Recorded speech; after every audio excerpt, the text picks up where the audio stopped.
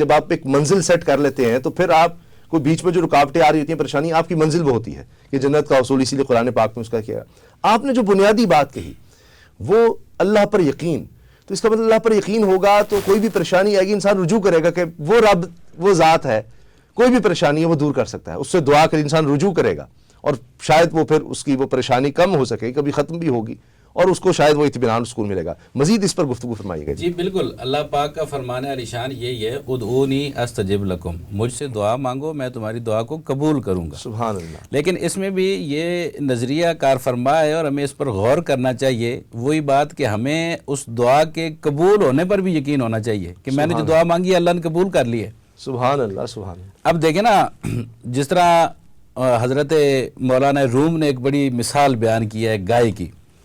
وہ کہتے ہیں کہ ایک سرسبز جنگل میں ایک گائے رہتی تھی، جنگلی گائے، تو وہ روزانہ صبح دن کو جنگل میں گھومتی پھرتی اور خوب گھاس وغیرہ چرتی، لیکن رات کو جب اپنے ٹھکانے پر واپس آتی تو اسے فکر لگ جاتی کہ پتہ نہیں کل مجھے یہ گھاس ملے گی یا نہیں ملے گی۔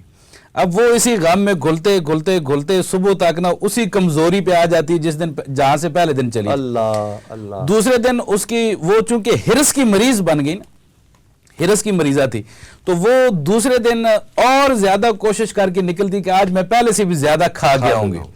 اب وہ سارا دن اور زیادہ وہاں پر چرتی، منہ مارتی، لیکن جب رات کو واپس آتی تو وہی خیال جو اس کی حالت کو خراب کر رہا تھا، اس کا مستقبل کا وہ جو خیال تھا نا، اس نے اس کو خستہ حال بنا دیا کہ پتہ نہیں کل مجھے ملے گا یا نہیں ملے گا۔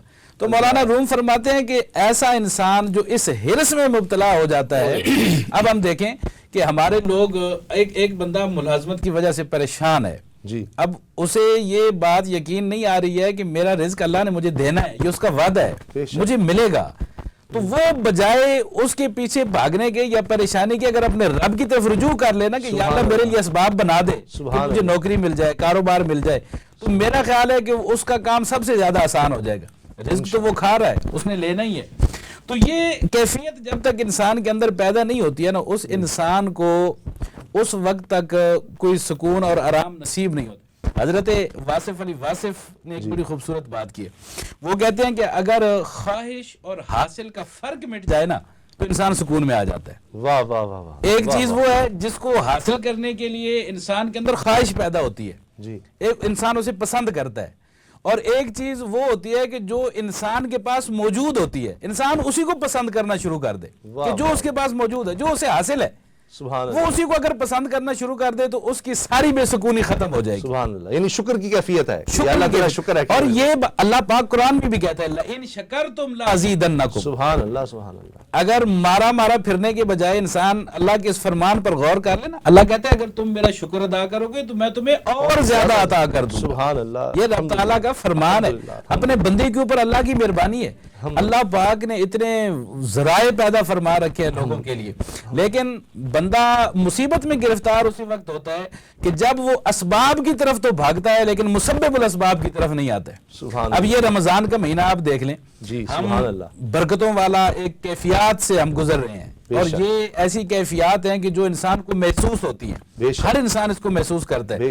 جو بندہ روزہ رکھ رہا ہے وہ بھی مستفیض ہو رہا ہے، اور جو اس نعمت سے محروم ہے مستفیض وہ بھی ہو رہا ہے۔ سبحان اللہ۔ مثال کے طور پر افطاری کے وقت دسترخوان سجدہ ہے، سحری کے وقت دسترخوان سجدہ ہے۔ آپ دیکھتے ہیں کہ آپ روٹین وائز جو چیز کھا رہے ہیں، کھانا گھر میں پک رہا ہے، جب رمضان کا مہینہ شروع ہوتا ہے تو وہ 2 گنا نہیں 10 گنا بڑھ جاتا ہے، ہر نعمت آپ کے دسترخوان پر آ جاتی ہے۔ اب جس نے جیسے ہمارے یہاں افطاریوں کے پروگرام ہوتے ہیں، بعض لوگ ایسے بھی ہوتے ہیں، دعوتیں ملی ہوتی ہیں، جو روزے دار ہوتے ہیں وہ تو ہوتے ہی ہیں، بعض ایسے بھی ہوتے ہیں جنہوں نے روزہ نہیں رکھا ہوتا لیکن دعوت میں وہ بھی موجود ہوتے ہیں۔ اللہ پاک نے ان کا پردہ رکھا ہوا ہے، جس جگہ پر وہ شامل ہو رہے ہیں نا، وہاں ہر بندہ یہی سمجھ رہا ہے کہ یہ سارے روزے دار اکٹھے ہوئے پڑے ہیں۔